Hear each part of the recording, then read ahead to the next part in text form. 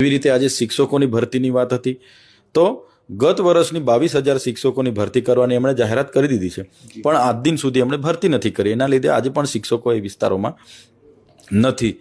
એવી આરોગ્યની બાબતો હોય, તમે જોયું હશે, મેં આરોગ્યમાં આજે પણ ગૃહમાં મેં પ્રશ્ન ઉઠાવ્યો કે ભાઈ આઝાદીના 78 વર્ષ થયા, તમે વિકાસની વાત કરો છો, એક ભારત શ્રેષ્ઠ ભારતની વાત કરો છો, સમાનતાની વાત કરો છો, સ્ટેચ્યુ ઓફ યુનિટીની વાત કરો છો, તો તમને હું અભિનંદન આપું છું કે તુરખેડામાં એક મહિલા પ્રસૂતિથી પીડાઈને મરણ થયા, એ બદલ સીએમને મારા અભિનંદન.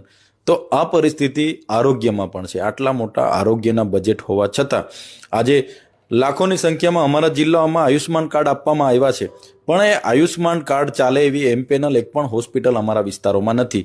અને બીજું કે એમાં ધારાધોરણમાં અમુક ફિક્સ બીમારીઓ મૂકી છે અને બીજી બીમારીઓમાં કાર્ડ ચાલતા નથી. તો એ કાર્ડ પણ ચાલવા જોઈએ એવી અમારી માંગ હતી, પણ એવી કોઈ જોગવાઈ આમાં નથી. ગ્રામીણ વિસ્તારમાં જે રીતે શહેરી વિસ્તારમાં 3,50,000 આવાસ માટે આપવામાં આવે છે, એવી જ રીતના ગ્રામ્ય વિસ્તારોમાં પણ પ્રધાનમંત્રી આવાસમાં 3,50,000 આપવામાં આવે એવી અમારી માંગ હતી, પણ માત્ર 1,70,000 સુધી સીમિત એમણે કરી દીધા છે.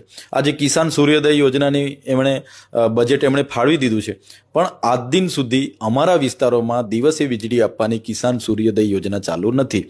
જે અમારે આદિજાતિ વિસ્તારોમાં 167 જેટલી નિવાસી શાળાઓ ચાલે છે, એના કોન્ટ્રાક્ટરો પણ બધા રાજસ્થાન, મહેસાણાના છે. અમારા લોકો બાળકોને શું ભોજન જોઈએ છે એનું પણ કોઈ રોડમેપ નથી, એની સુવિધા માટે કોઈ રોડમેપ નથી.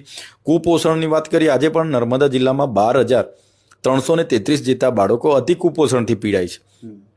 એને બહાર કઈ રીતના લાવવાના, એની સગર્ભા માતાઓને પોષક આહાર કઈ રીતના આપવાનો, એનો કોઈ રોડ મેપ આ લોકો પર નથી.